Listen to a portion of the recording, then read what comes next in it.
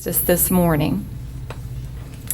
So as typical, we'll go down the agenda, and I've already called the meeting to order, and on Monday night the chair will call for the approval of the agenda, and we do have a couple of changes. We have deleted item number 8.6, the request to advertise a public hearing for adoption of a revised job description for specialist Title 1 and 9 by Lee Hale, Assistant Superintendent for HR, and recommended by the superintendent for approval. I would also like to ask that, due to the fact that we have a person who needs to leave early as one of our visitors today, that we allow for 8.27 to be moved up early on the agenda when we get to that point as well. And that will allow our guest to be at her next meeting in time and not have to fight the traffic. So those are our two changes for this morning. So that moves us to segment 3, recognitions. And I believe the superintendent will have 2 recognitions Monday night that are very special to this district. One is a recognition of Eddie Stedman, Florida Bandmasters Hall of Fame inductee, presented by the superintendent. 3.2 will be recognition of Michael Dye, Niceville High School Choral Director, selected as the 2020 Florida Secondary Music Educator of the Year, recommended by the superintendent. Those will certainly be so that the events, no doubt. And of course, item number 3, we do not know at this time if we will have visitors. And segment 5, administrative personnel appointments Monday night. We have 3 very exciting ones. One would be the appointment of a specialist, human resources, recommended by the superintendent for approval. 5.2, appointment of principal, Okaloosa Technical College choice, recommended by the superintendent for approval. Item 5.3, appointment of specialist, exceptional student education, recommended by the superintendent for approval. And that brings us to item 6, public comment. And of course, again, at this point in time, we don't know who or how many of those we will have. Brings us to item 7, committee and staff reports, which are for this workshop only. And I will provide a pause after each of these in case any of my fellow board members would like to make comments here. 7.1 is in-county travel paid for the period of October 24th through November 13th, presented by Rita Scallon, Chief Financial Officer.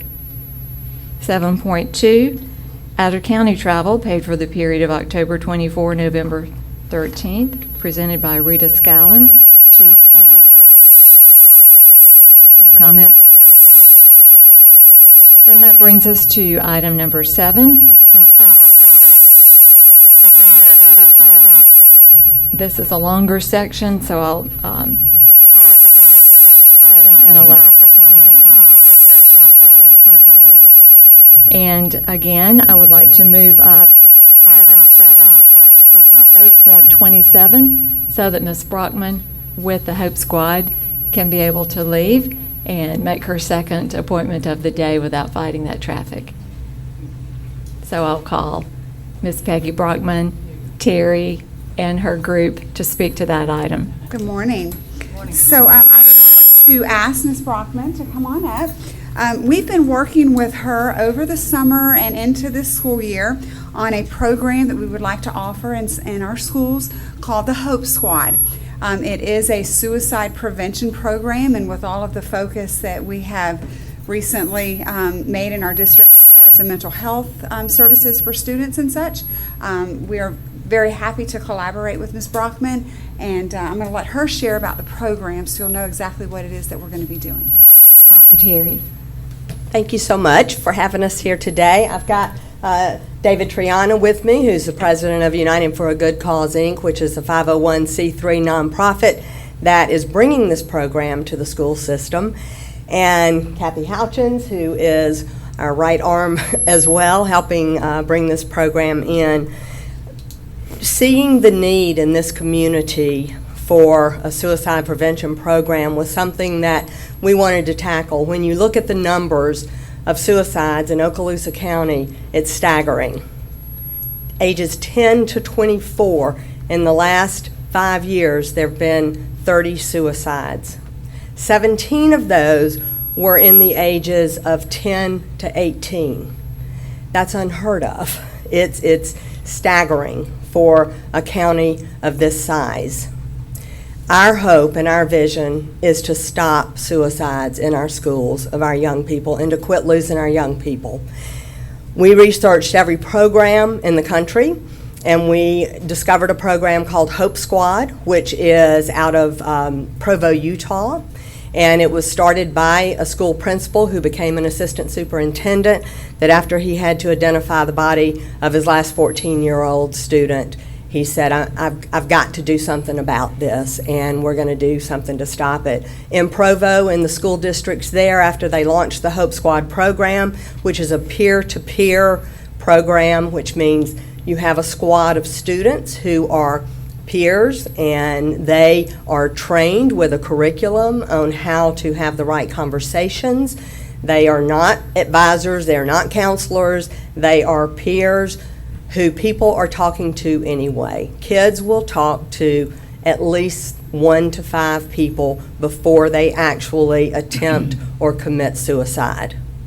And by having a Hope Squad program, these are kids they're talking to anyway. And while I was in Provo going through the curriculum training, I had the opportunity to meet with a lot of the schools there, with a lot of the advisors, the principals of the schools, and parents of the students who were on the Hope Squad. And what the kids said, we said, you know, do you feel like this has been a strain on you in any way? And they were like, absolutely not. We feel like we've been empowered to know what to say now, because we were hearing it before, we just didn't know how to handle it and didn't know what to do. So a lot of times we were doing nothing. Now people come to us. In Provo, Utah, in their school district, they went for 9 straight years without a single suicide, and they were having as many as 5 suicides a year. They went for 9 straight years without one, and then in 2014 they had one, and they haven't had one since. And it was determined that that one would have happened no matter what because of the situation. We're seeing these same statistics around the country. Alachua County in Gainesville, they launched this program a year ago with 4 schools. They added 7 this year, and what they saw was a significant increase in reporting, which means we don't know how many we saved, but we know that there were a lot more that were reported. The program works, and it's in over 600 schools now, should be in over 1,000 by the first of the year. We are very excited to bring this to Okaloosa County Schools. Our organization has committed to raising the money to pay for this program in full. We already have our first $50,000 donor as of yesterday. Eglin Federal Credit Union stepped up to take on the lead sponsorship for this. Cox has already given us a $5,000 grant, and we have several others that are waiting in line to do the same. We also have met with Representative Mel Ponder, and he sees this as a pilot program for the entire state, and he wants to go to the state for funding for our 5-county region to turn the whole 5 counties into a pilot program for the entire state because of the success of the program around the country and internationally. So that's the basis of our program, and I know you all receive packets, so if you have any questions, I'll be happy to answer them. I just have a comment that my colleagues might appreciate that about the same time in my own private company I was doing similar research, and there really is no other program of this caliber that has this kind of results documented. And I know concurrently Terry and her staff were also looking into particular programs and looking at your very thorough documentation. It really is looking like it's the most positive program that we could implement. So all the questions I have are answered. I had questions like, is this going to be a psychological burden on the students?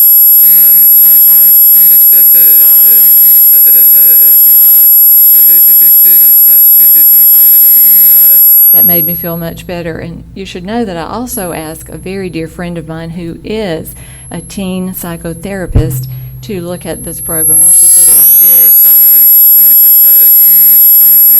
As long last 3 pages, I believe, of the document, the last document that we received as attachments, went over the course outlines for each grade level, and they are very solid. And so she looked at all of that for us and concurred that it was a very solid program. So I concur that it's really positive that Okaloosa County can be one of the first in Florida after Alachua to step up and implement this program. Thanks, very good. And I love that David and his group, United for a Good Cause, are committed to raising the funds so that it does not cost the district or our schools funding for the training or curriculum materials. Thank you. Yeah, and I'd just like to thank you all for bringing the program and making it available to us. Suicide is a tragedy, but when it's a young child, it's even harder. And, you know, I'm thrilled that you made it possible and that you've been able to work with staff to bring it forward. Well, we appreciate them working with us and giving us the opportunity to do this. And just to concur, thank you for doing this and bringing it to us along with your friends and colleagues and Ms. Schroeder, because we all know how serious this is. I do have one procedural question, and it's for Okay. the attorney, Mr. McInnes. There is a memorandum of agreement here that I'm assuming that we'll be taking action on Monday night. And would you speak to that just for a moment in your role in providing this MOU? Yes, I worked along with Ms. Schroeder after they had put together their drafts, and then we worked together to make any revisions that would fit into any procedural requirements of the school district. Very good.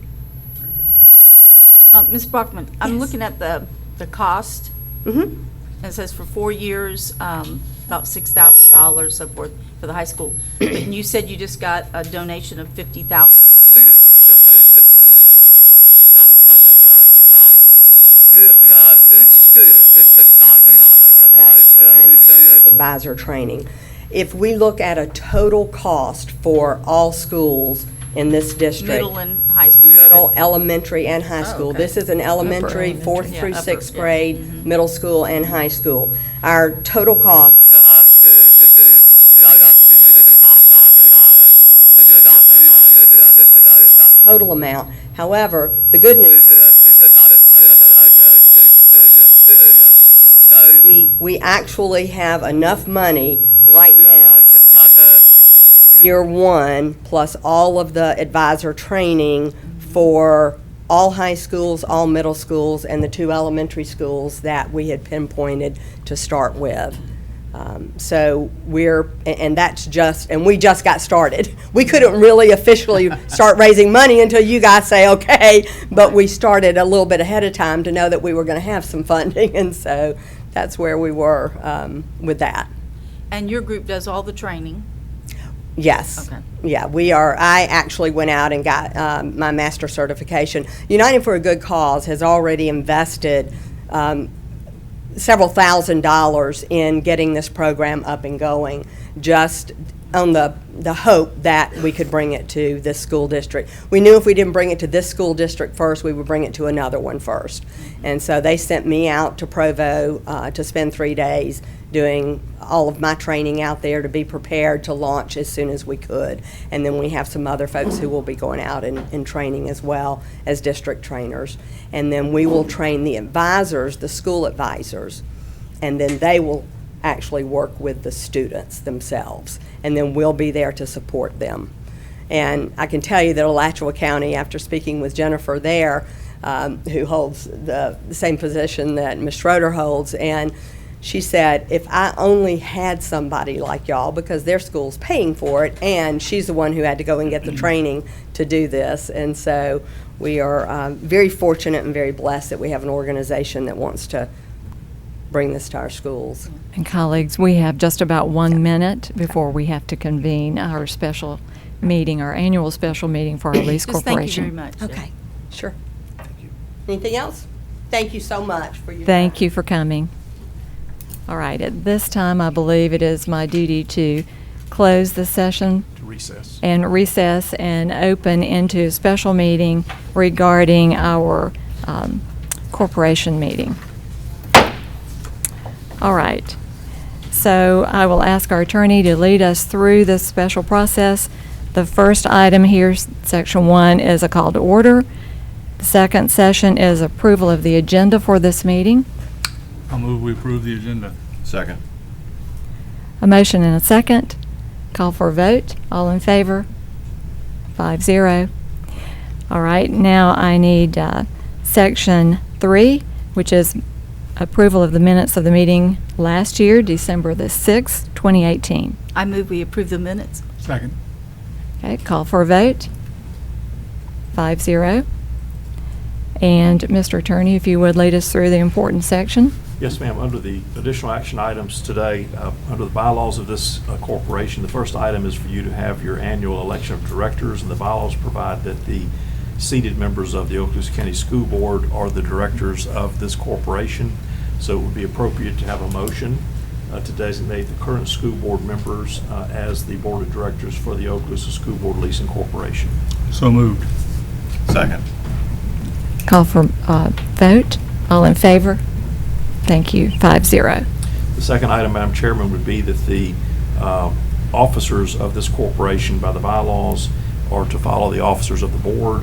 So in this case, Mr. Bryant would be considered to be president of the corporation. Dr. Kelly would be the vice president, and Superintendent Chambers would be the corporate secretary. And so we would need a motion to elect those officers. So moved. Second. All right. Call for a vote. All in favor? 5-0.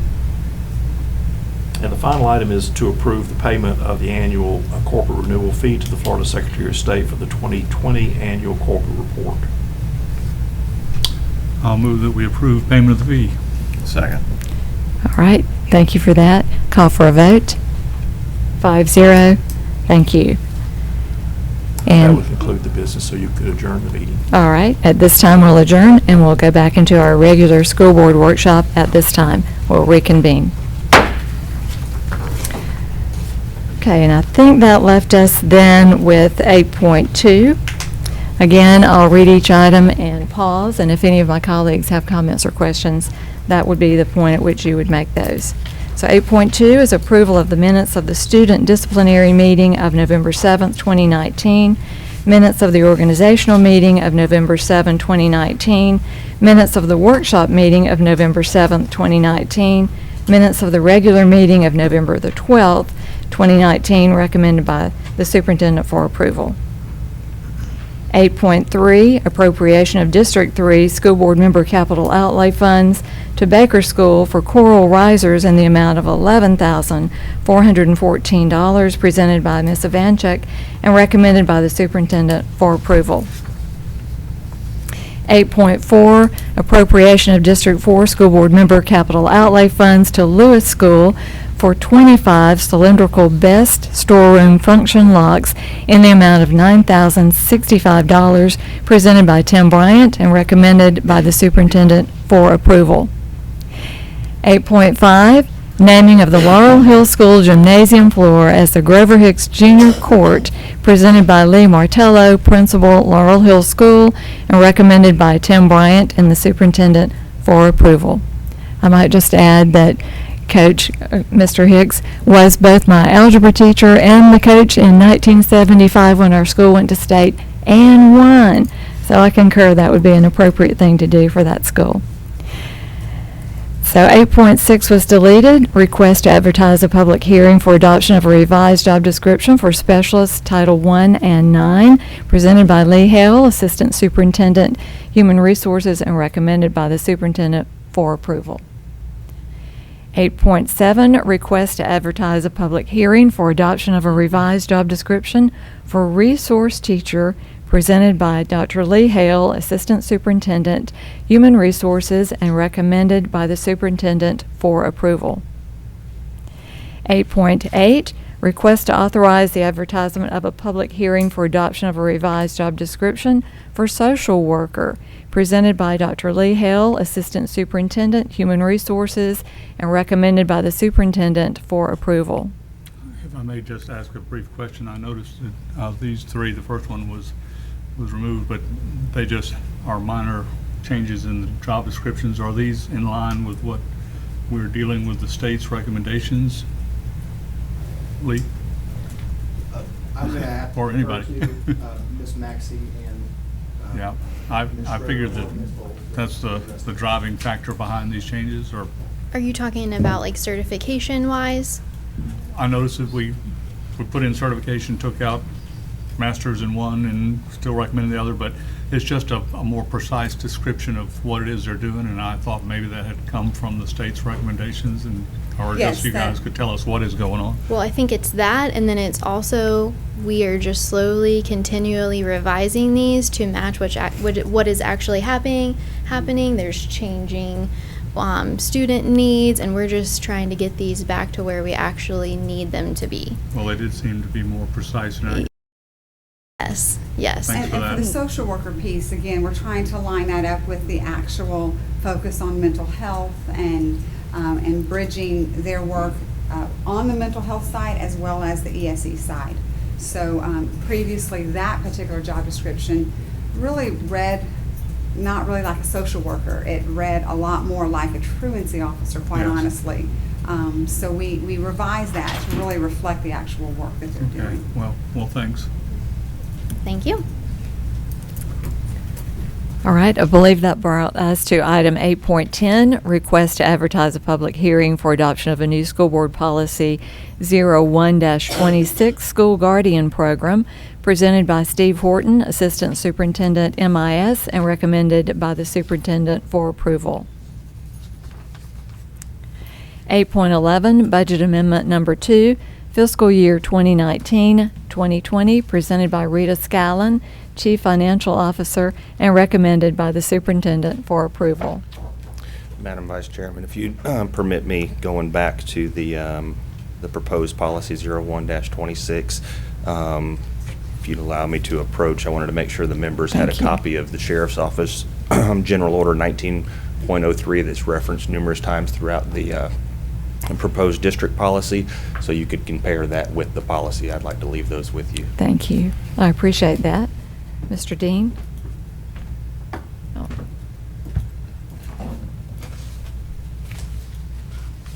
Oh, big packets. There you go. Give one for Mary. Thank you.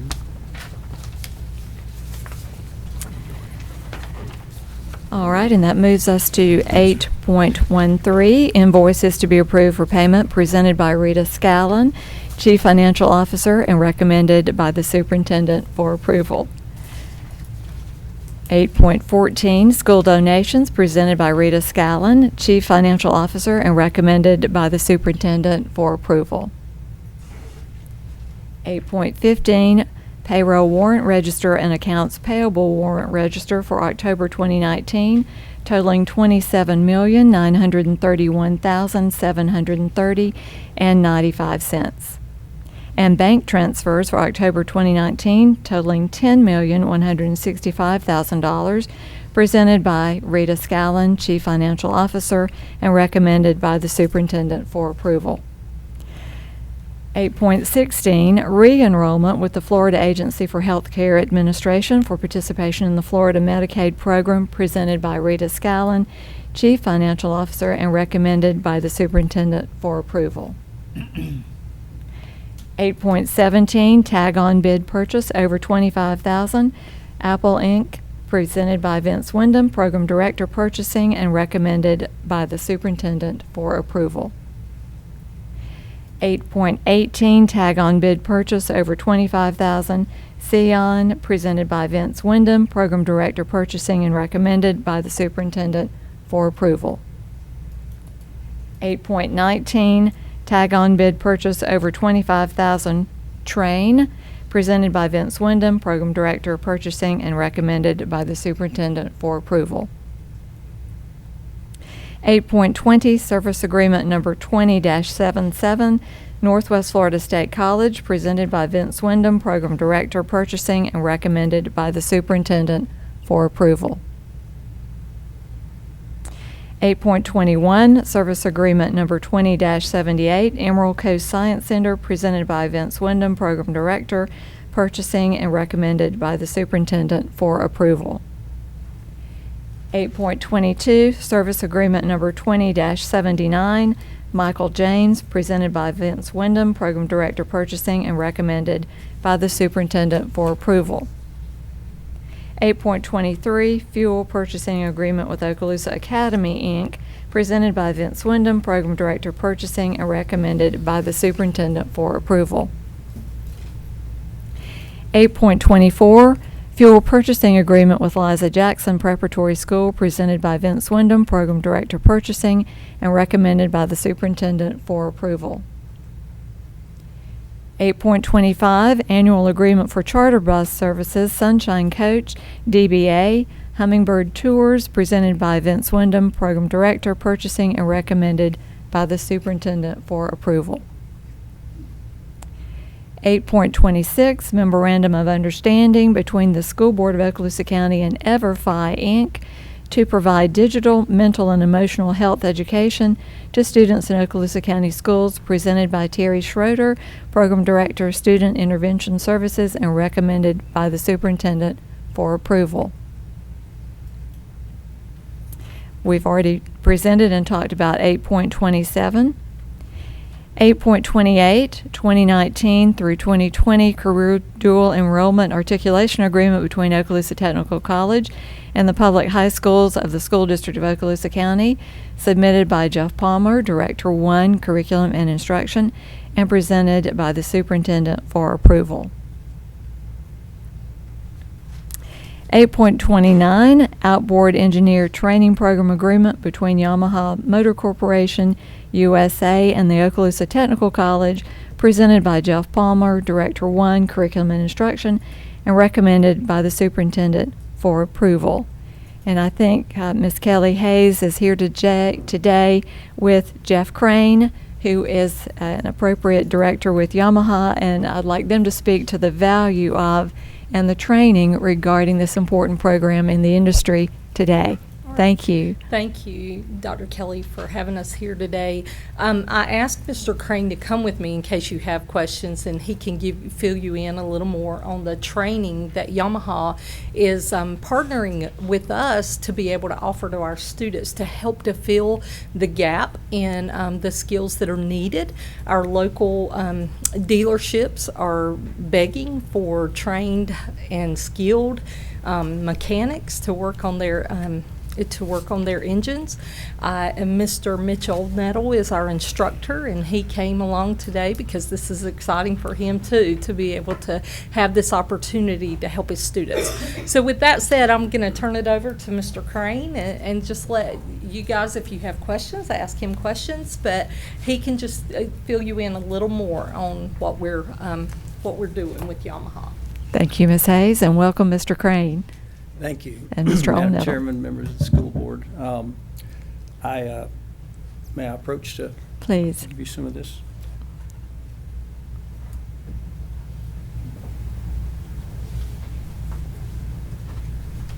Thank you.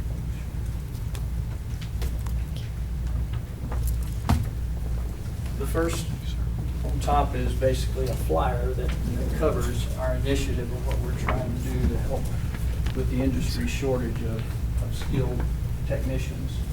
Every dealership that I attend, and I'm a service rep or district service manager with Yamaha. I've been with them 14 years, and I've been in the marine industry over 40 years. And I'm a master technician in multiple lines myself. I teach and train. All of our dealers that I call on, and my territory covers the Northwest Florida, the whole Panhandle and the whole state of Alabama and the fringes around. I have about 100 dealers that I call on. So every dealer I go to says, help me find some technicians. Every meeting we go to, it's you've heard this through all the skills. Over the last 4 or 5 years, Yamaha's done just a big push. Instead of us going out and being firefighters and helping the dealers, and I'm customer support and dealer support. So when a customer has a problem with the Yamaha in this area, I'm the one that usually see if the dealer can't take care of them. But also dealership training that we do,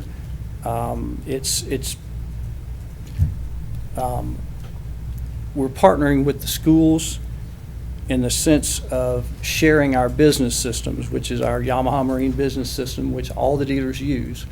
So as Mr. Oldnettle's students leave the program and go to a job, then they'll have already had access to the system that the dealers are using.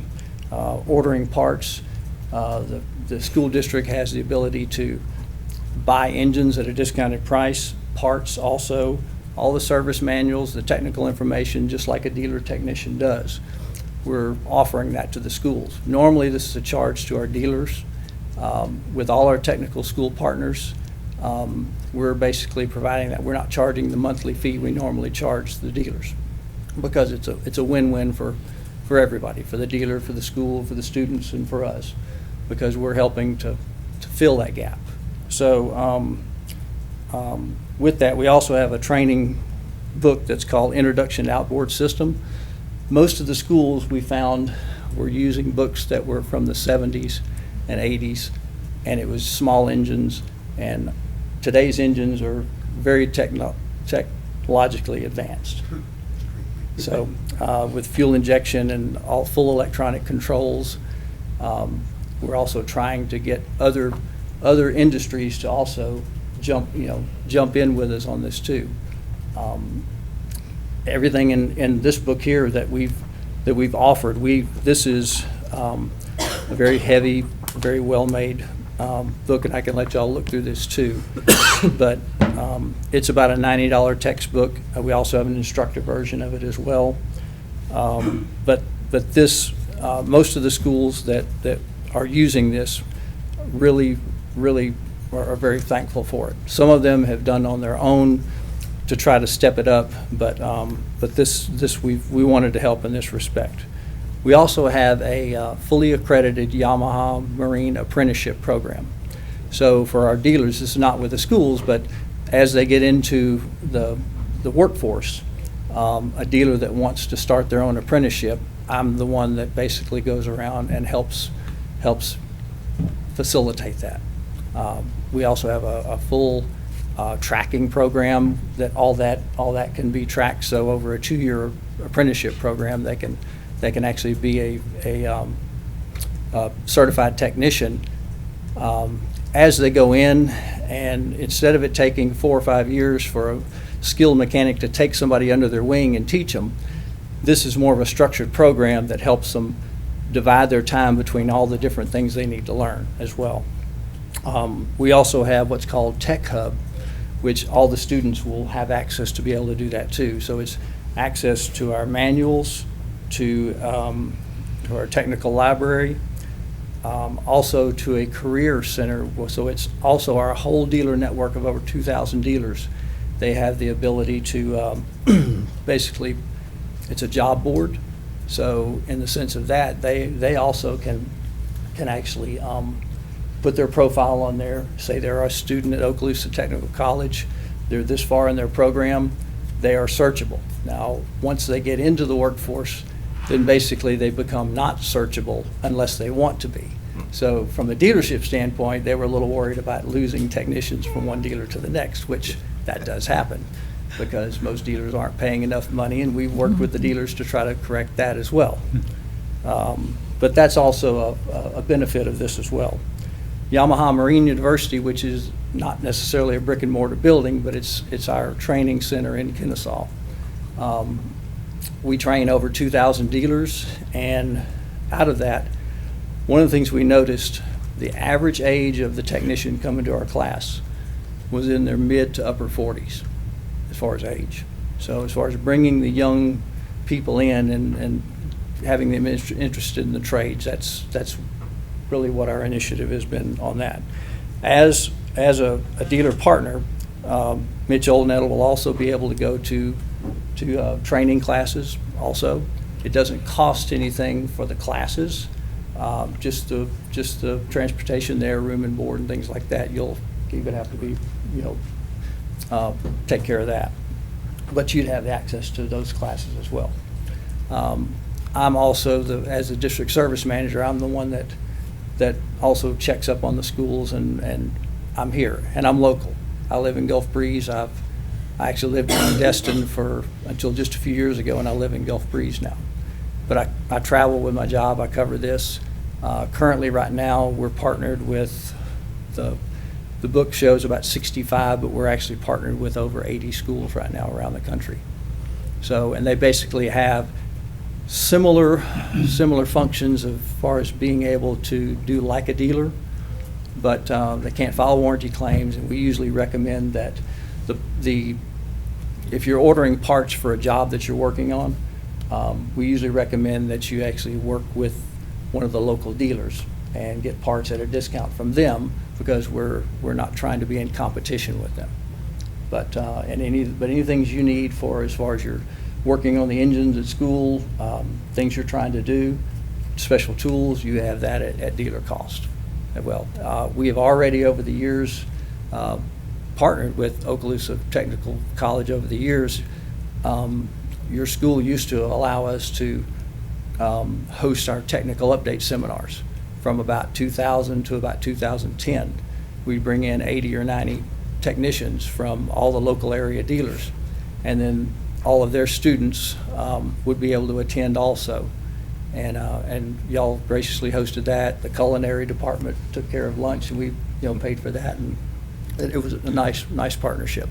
We've gone to the onboard magazine that I gave you is what we, in 2010, every other month we send that out to all the dealers, all the technicians, and all your students will also get that magazine also. It's tech tips. Instead of us waiting once a year to cram everything down everybody's throats, we're doing it more real time, at least sending that information. We've already donated engines, supplies, just a number of things along those lines over the years. We'll continue to do so, especially usually as a new school partner. They're usually on the radar, and as far as priority, if there's something you need, then we have it. We'll take back engines and parts, and our failure analysis crew up in Kennesaw will actually take and piece things together, even send engines and parts to the schools, and then the schools can fix them and have a running engine as well.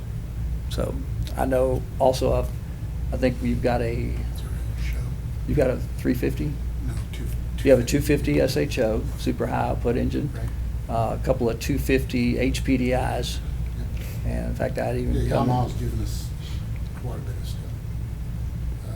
Gear cases, trim units. It's stuff that the students normally don't have access to at the school. They won't be able to have their hands on this kind of equipment until they get in the field. Well, now the dealers have to train the student on this. With this course, the students will already have access to all that. They'll already know everything, not everything, but they'll be familiar with it, and they'll easily be trained, and they'll be more desirable to. And Yamaha's taken over the market. There's two, I believe two, maybe three new marine dealers opening in Destin. 75 to 80% of the dealers carry Yamaha. They need technicians to work on it. It's as simple as that. If you can't get your boat worked on, you don't buy it. Well, I just want to say thank you to both of you gentlemen for what it is that you're doing, and to Ms. Hayes and your school, because and Mr. Destin knows far more about boats and motors than I do, and can certainly ask more intelligent questions or have some thoughts about it than me. But I want to say this, we're talking about jobs for kids, and we're talking about good jobs and long-term jobs, and that's just wonderful. I do have a question, though, about the program for these students. Ages of students we're talking about, do they get any certifications, or what does this lead to for them in terms of what they'll have in their hands when they finish? I actually graduated from Okaloosa Tech. Well, it was Boat Tech back then. Right, that's right. I did it on my own. I was in nursing for 22 years. I started fishing. I know the cost of repairing boats. I was like, this right here, my mechanic made more than I did. I was like, hey, I might get into this stuff. So I figured I can work on people, I can work on boats. I went to school on my own. I graduated in '96. One talks back, the other doesn't. In 2000, I've run my own shop, my business since then. I still do, part-time now. And the marine business has been excellent to me. When I went to school, most of it, as the history of VOTEC, was mostly VA students that didn't have a a wonderful reputation of getting people jobs or placement jobs. You had to go there and actually want to do it yourself and push yourself. If you didn't want to, well, you're not going. But now I've noticed since I've been there instructing there for a little over 5 years now. I've substituted there for the last 10 years. I've noticed a lot of I have younger students. It's about 50-50 now in the younger students. I have students that were, my first students that were under 40 were probably 3 years ago. Now I have about half my classes under 40. So I'm starting to see the younger students. And there's never been a book like Automotive 101. There's not been a Marine 101 course. This course right here, what Yamaha's done, has actually started that. And in hopes that, Evinrude gets on board, Mercury gets on board with information like this, because that's not been available before. It's taking some particular procedures in Yamaha, Mercury, Evinrude, and then teaching those, which this is more of a structured course. And granted, this is, I call it Yamatized. We definitely want to help get more Yamaha technicians for our Yamaha dealer network, but we understand from the partnership with the schools that they need to be well versed at all the motors too. I'm friends with the Mercury service rep, and he actually lives in Milton. He's local, and I told Mr. Oldnell that I'd give him his contact, and in Northwest Florida, I'm working with George Stone Technical College. I'm also working with the Tom P. Haney College there. The George Stone program regularly has students that go to Skills USA and either place in state or in nationals, even regularly. And I know that they talked about trying to get your program more involved with the Skills USA. I'm a judge with Skills USA also at the regional and state level as well. So there are two things that I really appreciate about the program. One is that you're taking our students from the classroom to the marketplace almost directly and almost completely guaranteed that they can find a job. So thank you for that. And being very updated to the real world of technology, and students, of course, being very attracted to that. And secondly, the fact that you offer apprenticeships now, and I believe that's one of the new emphasis areas from the state level down to the districts, and I appreciate those opportunities for our students too. Thank you, Ms. Hayes. Thank you, Dr. Kelly. And I just want to say one thing. Mr. McInnes has worked with the attorneys with Yamaha for over a year working on this, and he and Mr. Sansom, and this was Mr. Sansom's baby about a year ago, and they really did a good job of putting this together. But fortunately, we can bring it today, and I appreciate your time. Thank you very much, gentlemen. If I may make just a quick comment, in my previous life as a commercial boat operator, keeping outboards operating was vitally important. I sent employees to South Florida for $3,000 or $4,000 or $5,000 at a whack to learn how to work on them, and one of them came back and immediately got a $50,000 job working for a local dealer. So this is going to be a very, very successful program, and we've used every brand of outboard that was made in the last 50 years. Absolutely. Yamaha 4-strokes are the best that I ever used, so this is starting out with the very best, which is very admirable, and I wish you the best of success. The demand for outboard technicians is almost limitless. How many students do you have in this, going to do the program? Enrolled right now, I have 18. 18. And half are younger than 25. That's good. We want the younger ones. It's the younger people, that's what they need. A lot of the guys will come to the course that they're there for their own information, because boat repair is expensive, and they're there to kind of learn how to do their own stuff. But the younger ones are there for possibly a career. I imagine you'll be getting more inquiries about the program. Oh, yes. Especially after this. Yeah, after this. He also has an advisory board with local dealers, and basically all the dealers I work with within a, say, 100-mile radius, I'll give them all the name, address, phone number, service manager name, direct network to actually to be able to invite some of those to your advisory board, and then also on a regular basis asking, they'll probably be ringing your phone pretty regular. All right. Thank you so much, all three of you. Dr. Kelly, there is under section 2.3, there's a blank there under a YUMS number. That will be assigned by Yamaha once the board approves the agreement and will be completed at that time. That would be the MOU. Thank you very much. And I believe that brings us to 8.30, 2019-2020 SAC membership for Okaloosa County Schools, presented by Ann Flanagan, Specialist, Staff Development and Reading, and recommended by the Superintendent for approval. 8.31, Autism Spectrum Disorder Endorsement Add-on Program, presented by Karen Peak, Program Director, Professional Services, and recommended by the Superintendent for approval.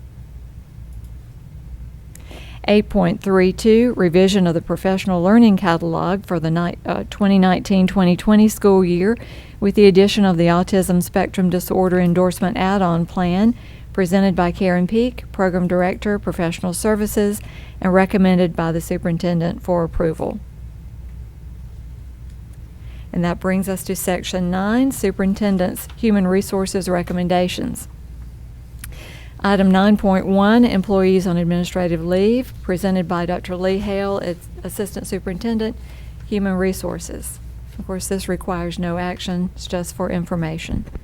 9.2, Deferred Retirement Option Program, or DROP, presented by Lee Hale, Assistant Superintendent, Human Resources. 9.3, Cleared Certification Requirements and Issuance of Contracts for the 2019-2020 school year, presented by Karen Peak, Program Director, Professional Services, and recommended by the Superintendent for approval.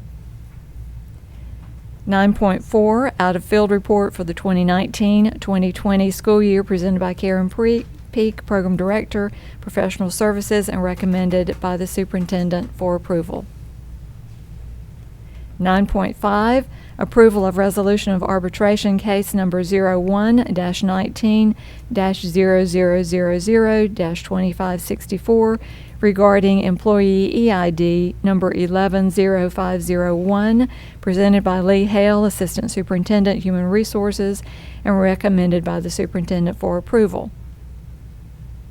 9.6, Employee Assistance Program Services Contract between the School Board of Okaloosa County and Pattison Professional Counseling Service Center for counseling services rendered during the term of the contract, presented by Lee Hale, Assistant Superintendent, Human Resources, and recommended by the Superintendent for approval.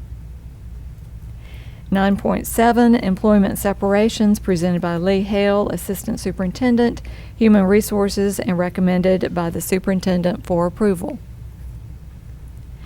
9.8, Personnel Recommendations, presented by Lee Hale, Assistant Superintendent, Human Resources, and recommended by the Superintendent for approval.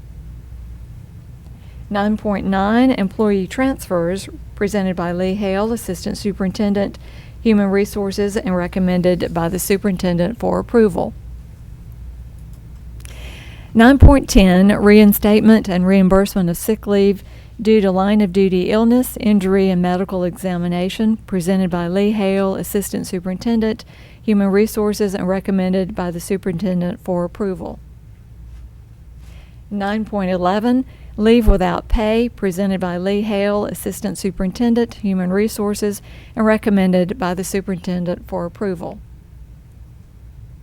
And that brings us to Section number 10, Discussion Agenda, if any. At this time, we show no items in this section. Item number 11, Construction Program Owners Representatives Business, and 11.1 is a program status update by the board's representative to the construction program, Mr. Destin. Thank you, Dr. Kelly. Hopefully I will have a more detailed report. I believe we'll have a construction meeting shortly. I would point out 11.2, though, we have some shared savings there that are pretty substantial, and I'm pretty proud to see we've got some money that has come back to us or we didn't spend. So I would encourage everybody to look at that and see what a nice job was done there. Thank you, Mr. Destin. That's always good to hear. 11.2 then was shared savings from Jacobs L3 Capital Outlay Program Task Orders 13 through 21. presented by Ms. Scallon, Chief Well, Financial I Officer. mean, could we just maybe Yeah, talk about that absolutely. number just for a moment? Absolutely. Ms. Scallon, roughly how much, I mean, there's lots of numbers There on are- this page. but there are. For the public's benefit, roughly how much money came back to the school district? A total of $139,000. Of that amount, 109 will come back to the capital outlay fund, and about 30,000 will go back to the other sources of which it originated from that were outside of the capital outlay. Well, good job to you and to Mr. Destin and to our partner Yeah. in having these dollars come back. Absolutely. I'd point out it's the staff and the partner and Rita that have made that happen. I just kind of sit in the background and applaud. You got a Well- job, though. You got a job. Well, we thank you for all you do, and we can certainly use every dime of that. Always good to see the plus That sign. return. That's right. Yeah, versus the alternative. Exactly. Thank you. That brings us to Section 12, Information Technology Seat Management Contract. 12.1 is IT Seat Management Outsourcing Agreement, Contract Modification Agreement, Change Order 13 between the School Board of Okaloosa County and Cassie NSS, Inc., presented by Dustin Keith, Specialist Seat Management, and recommended by the Superintendent for approval. Any questions? That brings us to Section 13, Attorney's Business. One item this morning, Dr. Kelly, I need to request that the board allow us to schedule a special meeting to conduct an attorney-client session for me to get some advice from the board in regard to a matter of pending litigation. It is case number 1D19-2984 that's pending in the First District Court of Appeal. And on Monday night, I would simply ask the board to authorize the scheduling of that meeting, proposed to be scheduled for December 18th at 9 o'clock in the morning. Okay. Thank you, Mr. McGinnis. And that brings us to item 14, Superintendent's Business. I see some out-of-state trip requests, 14.1. 14.2, correspondence request and other matters addressed by the superintendent. Mr. Horton, did you have anything to comment? No, ma'am, not today, other than to suggest that the superintendent probably will update board members in the public Monday night when he Okay. returns from the state meeting he's at with Mr. Bryant. Thank you, and thank you for sitting in today. Yes, ma'am. All right, that brings us to item number 15, board members' announcements and requests for information. And we'll start with Mr. Destin. I don't have anything this morning. Thank you.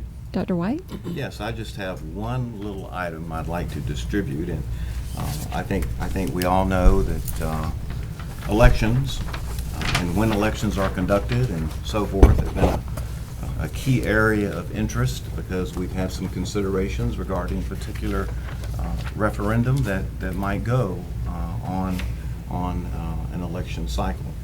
And so yesterday, it was pointed out to me that, in fact, in March, and we've talked about this once before, but in March, both political parties will be going to the polls. And I don't know, colleagues, if that makes any difference to you about any referendum that might be considered for a March date, but I wanted you to know that, as was said earlier, both political parties will be voting in March. Thank you, Dr. Kelly. Thank you for that. So this, can I ask a question about that?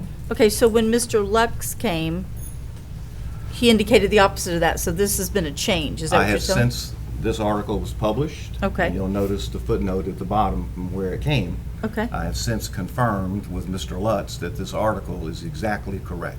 Okay, great. Okay, and I just Both parties. I just have one comment on that. I believe I heard it said during the conversations that went on over several meetings regarding this matter that early on we were told that nothing could be done, no matter how many other candidates had qualified or pre-qualified to run against the Republican candidate, Mr. Trump, that until the leadership of the Republican Party of Florida declared them candidates opposing Mr. Trump, that this would not be declared a presidential public primary. And so that has been done November 26th, which was late in the game, so it does not align with the time frame that this would have needed to be done by the County Commissioners Board and our board. And I believe we were told that early on, and that only happened by the Florida Republican Party leadership last week in November, so it doesn't align up with what we would have had to do anyway, so. That's But I correct. thank you for that. The date of this article is listed there for you. Yes, thank And this you. did occur just before Thanksgiving, but as we said earlier, the Republican Party do it. and the chairman of the Republican Party said that there would be a Republican primary. And they in only fact- did it. And in fact, there will be, and it will be in And March. then that lines up with what we were told previously. Thank you. Any other comments, Ms. No, that's fine on Evancha? that topic. That Any it? other Okay. topic for Yes, you? I do. First of all, I got to put a cheer out to Baker's football Yeah. team. They were the last team standing, playing this year, representing us, and they went into the semifinals, or to the finals. Unfortunately, they lost in that game, but they certainly represented us well, and they've now had 5 consecutive years that they have been in the state playoffs in football.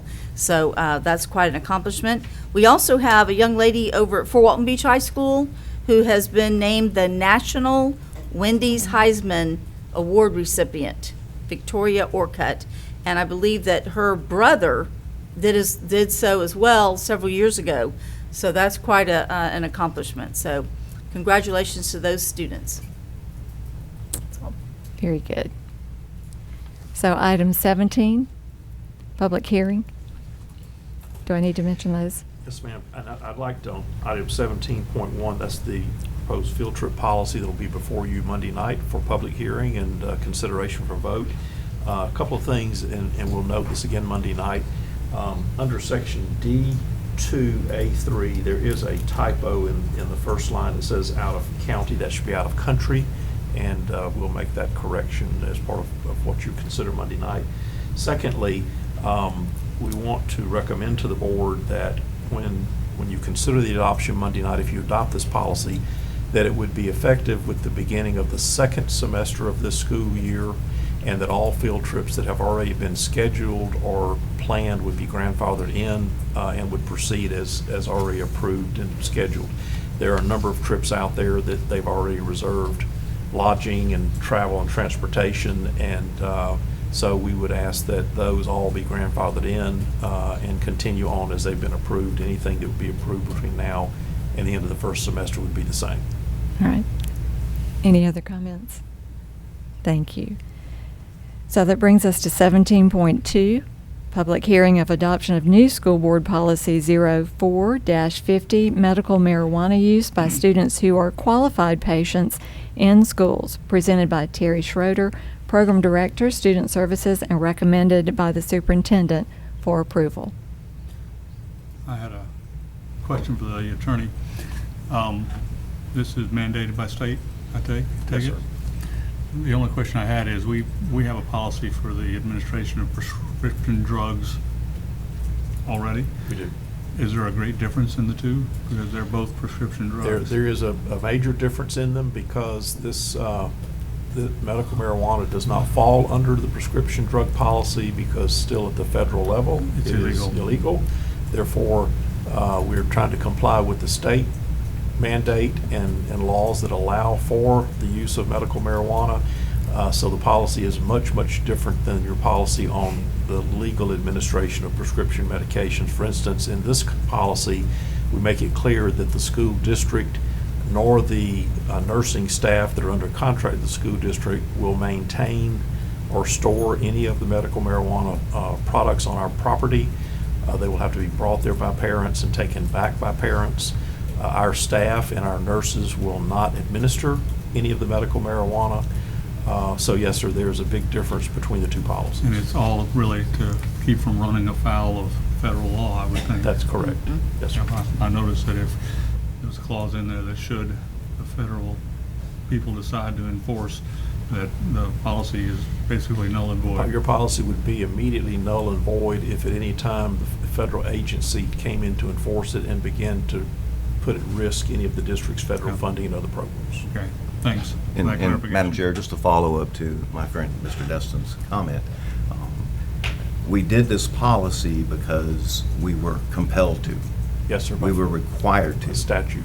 By state law, yeah. And in fact, if I remember our earlier discussions, and I say this for the public's benefit that might be watching, in those earlier discussions, I think we were more or less told via communication that if we did not make this policy, that there would be consequences. The district received communication from the Department of Education and was asked to provide a copy of either its current policy or to ensure that that policy would be in effect by December 31st, and to provide copies of the draft policy. And so we are working forward, moving forward to meet those requirements and deadlines. Okay. Thank you for that clarity, Dr. White and Mr. McGinnis. That brings us to 17.3, public hearing for adoption of new school board policy 08-13, Best and Brightest Recognition Awards, presented by Lee Hale, Director, Human Resources. I'm sorry, that should read Assistant Superintendent for Human Resources, and recommended by the Superintendent for approval. I have a question about this. Dr. Hale, if you don't mind. I know this Best and Brightest has been tossed around for a long, long time. Lots of iterations. So, yeah, so it's kind of like hard to, but I'm reading through this. So the program still exists. Is this the one that relates to a teacher's SAT, AC? Is that gone? It's the one that formerly related to their test That's gone, scores. right? That has They been came to taken their away senses and got replaced that with out of this, there. yes. Okay. So now it seems that the teacher has to be highly affected or effective. That's correct. by Okay, the and what are statute the other language. criteria? Okay, so there's a lot of criteria because there's 3 different Oh, categories of okay. awards. There's 4. There's a principal award that goes under Best and Brightest too, Oh, but that's okay. not a part of this memorandum. Okay. That we are suggesting that we would enter into if you approve this policy, because it is also not, it's not variable. The reason for this policy request is because the statute language says that it has to be according to board policy, and what we were asking is that we be able to enter into a memorandum with the Educators Association in order to appropriately fund the variable portions of the award, which would be the recruitment award and the recognition award. There's also a retention that the numbers are set in statute. So the recruitment award is for specific hires with specific credentials in specific areas of hard to fill or highly technical types of positions. So that's the first variable piece that we would address through the memorandum. The recognition award is associated with 3 years growth, what I call the 3-year schools, schools that have demonstrated a particular amount of growth over a 3-year period, and there's about 4 or 5 different algorithms that the state uses to see if a school qualifies for that.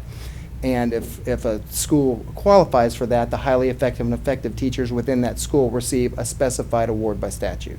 So that's the one that's not variable. And then you have the recognition awards, which is a variable amount that we would enter into an agreement with and through collective bargaining in our memorandum that suggests what we would do with the recognition funds, which is the remaining funds after the previous funds have been disseminated. So what we hope to do is sit down with the union and draft a way to disseminate those funds as well. So yes, the criteria for the retention awards, which is that non-variable, is highly effective and effective in what we call the 3% school. And if I could just follow up, Ms. Vanchek and Madam Chair, it's very obvious that you clearly understand all the different areas that are required to be addressed in this policy, but I think there's one other area in the policy that's addressed, and that is what happens if there's no money appropriated for this program. Right, correct. And so this is only if it's financed through the governor's budget. That's the way our policy reads. But also, if there are not sufficient funds to cover the guaranteed amounts, they're prorated backwards. Excellent. All right. Any other comment? Well, I guess since we haven't gotten a lot of comment from our union, that you're involved in this process and are satisfied? Yeah. Well, having had a wife who taught for 30 years and seen bonus and incentive programs come and go almost on a yearly basis, I hope they continue to fund it, but it will be out of their track record if they do. Well, and I appreciate that, and I do appreciate being able to work with the union ahead of time to plan for the language for this policy so that we can then sit down and come to an agreement which is satisfactory to both the union and the district. And of course, we know the superintendent's not here today, but he has made it very clear that he is in favor of acknowledging all worthy teachers through this process, and so that's what our intent will be. Okay. Thank you, Dr. Hale. I think that brings us to item 17.4, public hearing for adoption of revised school board policy 04-48, controlled open enrollment, presented by Steve Horton, Assistant Superintendent MIS, and recommended by the superintendent for approval. Yes, ma'am. Just briefly, these were some brief changes made to this policy because of changes in statute to make sure that our children of active duty military families receive all of the advantages under statute for controlled open enrollment. And we'll be bringing the school capacity report to the board in the first board meeting of January, which outlines the schools that do have capacity and many which are at capacity and so not eligible for controlled open enrollment. Yes, ma'am. Thank you. Any comments? All right. 17.5, public hearing for adoption of revised school board policy 06-33, administrative leave, suspension, and dismissal of employees, presented by Dr. Lee Hale, Assistant Superintendent, Human Resources, and recommended by the superintendent for approval. 17.6, public hearing of adoption of revised job description for behavior analyst, presented by Dr. Lee Hale, Assistant Superintendent, Human Resources, and recommended by the superintendent for approval. Item 17.7, public hearing for adoption of a new job description for IT field technician, presented by Dr. Lee Hale, Assistant Superintendent, Human Resources, and recommended by the superintendent for approval. And we've already noticed 19.2. And our notice of public hearing is 6:15 p.m. So at this time, if there are no other comments or discussion items, I believe we stand to be adjourned. Thank you. Good job. Thank you.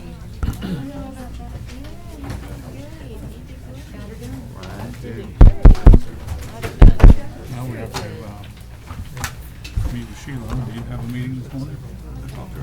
I apologize. Well,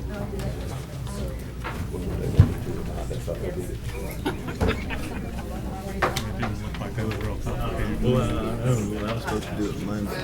She couldn't make it. got off of thinking now that. Worm out. This great plan comes to fruition. Yeah. Especially when it's an accident. I was gonna say, we felt good, you were here, so you handled it. Yeah, right, yeah, I texted them and they said they were. Yep.